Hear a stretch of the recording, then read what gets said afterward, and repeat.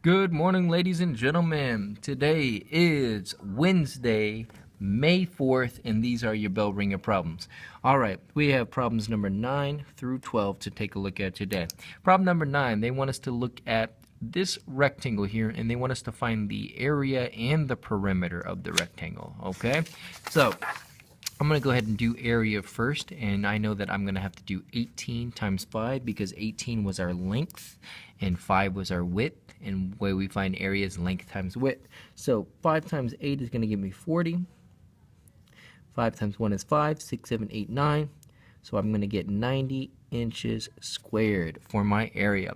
And then for my perimeter, I'm going to go ahead and do 18 times 2 because if I look here, there are two sides. Technically, this is 18, and that would be 18 as well. And then I'm also going to do 5 times 2 because this is 5, which means that that would be 5 as well. And then I will add those together.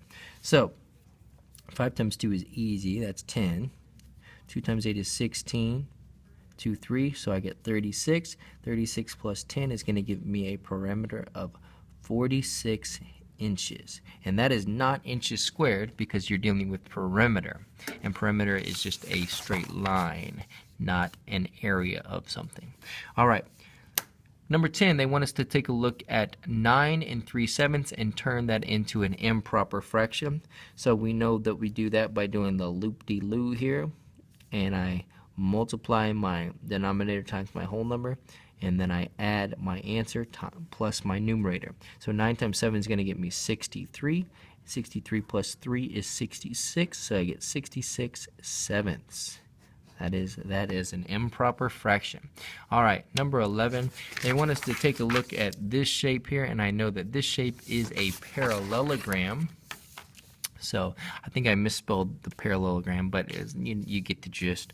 And then finally, number 12, we need to take a look at 2/3 times 9/10, and that's super easy because that is just top times top, which is 18, and bottom times bottom, which is going to be 30, and then 18/30 can be reduced down because these are both even. I can reduce by 2 on both of these. 18 divided by 2 is going to give me 9. 30 divided by 2 is going to give me 15. Well, wait a minute, those can be reduced again. I should have gone up to 3 because I know that 9 divided by 3 is 3, and I know that 15 divided by 3 is 5. So I get 3/5 as my final answer there. All right. I've got numbers 5 and 6 to do today on the extra practice. So I'm going to zoom in on number 5 here. I need to take a look at 1 3/4 times 5/8. I always do my problem as turn this into an improper fraction. So I'm going to have 7/4 times 5/8, and I know that 7 times 5 is 35. I know that 4 times 8 is 32, and I know that 32 goes into 35 one time with 3 32s left over.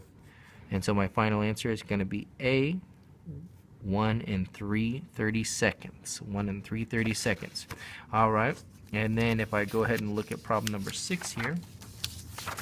Ooh, my problem number 6 is all blurred out. So I'm going to have to go ahead and take a look at another 6. Give me one moment, folks.